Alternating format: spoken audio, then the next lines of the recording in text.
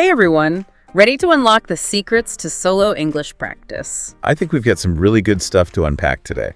So we're taking a deep dive into some notes from a conversation between two friends, Jake and Emma. Oh yeah, Jake's trying to boost his English skills, right? Exactly, and Emma, well, she's already fluent and has some pretty awesome tips to share. I'm all ears, let's hear it. Okay, so right off the bat, Emma suggests talking to yourself. Wait, really? Talk to yourself? Yeah, I know it sounds a little out there. I mean, I kind of do that already, but not in English. Well, that's exactly what Emma's getting at. It's about training your mouth to form those English words even when you're alone. Interesting. What do you think about that? Well, from a neurological perspective, speaking aloud activates different brain pathways than just thinking.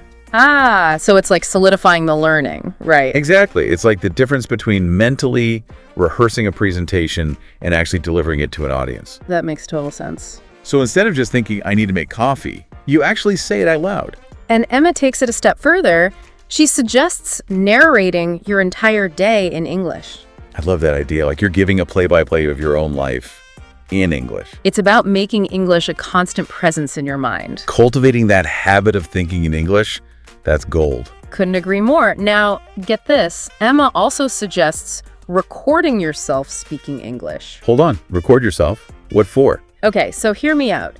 She recommends comparing your recording to native speakers on YouTube or podcasts. Oh, I get it. Like to check your pronunciation and stuff. Exactly. It's a way to identify areas where you might need a little polishing. I mean, we all have those YouTube channels or podcasts we're hooked on, right? Totally. So finding ones in English that match your interests, like cooking, sports, whatever you're into. You're already listening anyway, so why not make it a learning experience? Starting to see how this all ties together? Pretty clever. And you know what else is fun for practicing? Let me guess. Watching movies. You got it. And listening to music. Oh, music. That's a good one. Emma talks about that too, right? She's a big believer in using music for language learning. Makes sense. Music exposes you to various accents, tempos, even slang. It's like a workout for your ears. And way more enjoyable than memorizing verb conjugations, bro. Absolutely. Don't be afraid to challenge yourself with songs that have faster lyrics or unique vocal styles. You'll be surprised how much your listening comprehension can improve. Now, about those movies and TV shows, Emma suggests starting with subtitles. Yeah, subtitles can be a lifesaver.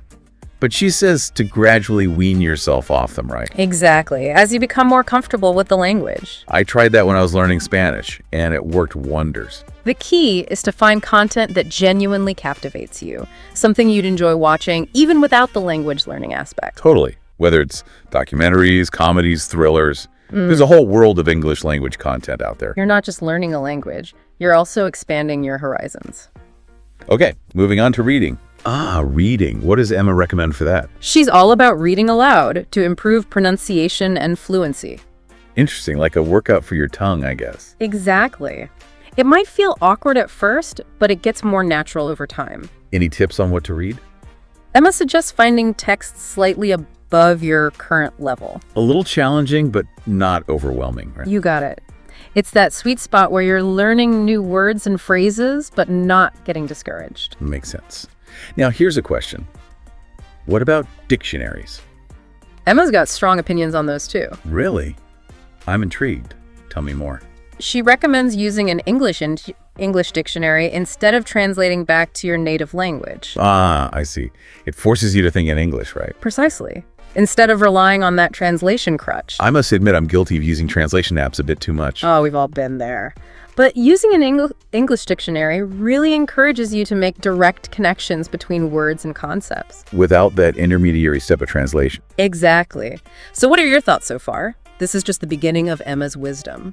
This is great. I'm already getting some good ideas for my own practice. Well, hold on tight because we're just getting started. Emma has even more great tips on writing and thinking in English coming up. Awesome. I can't wait to hear more. This is going to be good.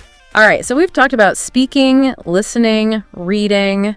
Now let's dive into Emma's tips for writing practice. Yeah, writing can be tricky when you're practicing solo. Emma actually suggests keeping a daily journal in English. A journal, huh? That's interesting. How does that help? Well, it's a low-pressure way to improve your grammar and vocabulary. I guess you can be as creative as you want with it. Exactly. No need to worry about judgment. Just let those words flow. I can see how that would be helpful. And speaking of creativity, Emma's also a fan of using writing prompts. Writing prompts, like those things you see on social media? Exactly. They can really get your creative juices flowing in English. So like what kind of prompts are we talking about? Well, Emma gives some cool examples, like, if you could have dinner with any historical figure, who would it be and why? Ooh, that's a good one. I'd probably choose Leonardo da Vinci. Or how about this one? Write a short story from the perspective of your favorite object in your home. My coffee mug would have some interesting stories to tell for sure. See, it's a fun way to practice different writing styles and explore new ideas. I'm liking these writing tips. What else does Emma have up her sleeve? Okay, now for a technique that can be a little tricky but incredibly powerful. Thinking in English. Thinking in English. Isn't that like the ultimate goal? It is, and Emma believes it's achievable even when you're practicing solo. But how do you actually do it? Well, she suggests narrating your day-to-day activities in your head, in English, of course. So like instead of thinking I'm making breakfast, I think I am preparing breakfast in my head. Precisely. It's like you're providing commentary on your own life in English. I like that. Kind of like a sports commentator in my own mind. I love that analogy. And to really fine-tune your pronunciation and fluency, Emma recommends a technique called shadowing. Shadowing. Is that like following someone around and copying them? Not quite. It's about mimicking native speakers. You find an audio clip, listen to a sentence, pause it, and then repeat it. So I'm trying to match their rhythm, intonation, everything. Exactly. It's like having a personal pronunciation coach in your pocket. And where do I find these audio clips? Oh, there are tons of resources online. Podcasts, news segments, audiobooks. I listen to a lot of podcasts already, so I could definitely try that. Okay, so we've got speaking, listening, reading, writing, and even thinking in English covered. Wow, that's a lot. But there's one more thing I'm curious about: grammar. Ah, yes, the dreaded grammar. What are your thoughts on that?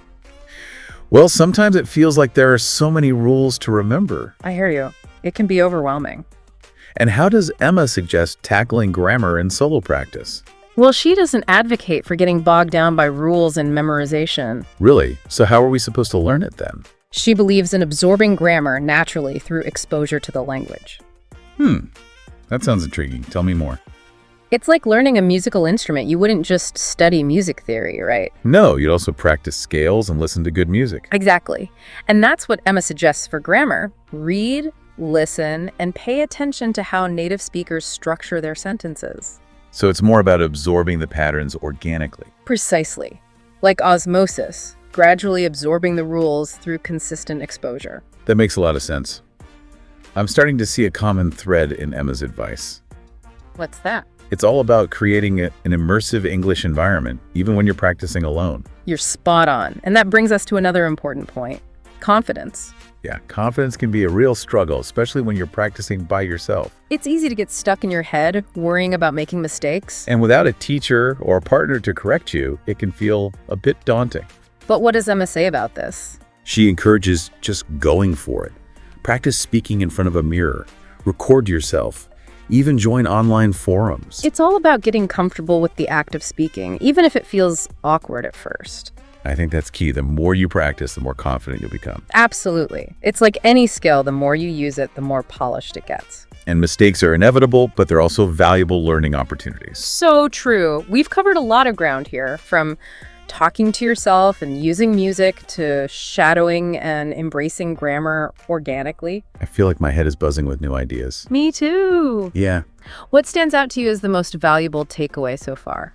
I think it's the emphasis on creating an immersive English environment, even when you're alone. I totally agree. It's about finding those little pockets of time throughout your day to actively engage with the language. And remembering that even small chunks of practice can add up over time. Don't try to overhaul your entire life overnight. Just start with one technique that resonates with you and see where it takes you. Consistency is key, right? It's like exercising a muscle. The more you work it, the stronger it gets. Absolutely. So let's get practical here. Imagine you're starting your day. What's one thing you could do to incorporate some solo English practice? Well, we talked about narrating your morning routine in English. Like, I'm brushing my teeth, the water is cold, I'm putting on my shirt. Such a simple but effective way to start the day. And what about during your commute? That's a perfect time to listen to an English podcast or audiobook. Choose something that interests you, whether it's news, comedy, personal development. And if you're having lunch alone, maybe try reading an English article or a chapter from a book out loud. That's a great idea. It's a chance to practice pronunciation and fluency without feeling self-conscious. You could even record yourself and listen back later to hear how you sound. I like that. And how about in the evening? What could you do then? Well, in the evening, you could unwind by watching an English movie or TV show. Yeah. Maybe with subtitles, maybe without. It's a great way to relax and absorb the language at the same time. And don't forget about journaling before bed.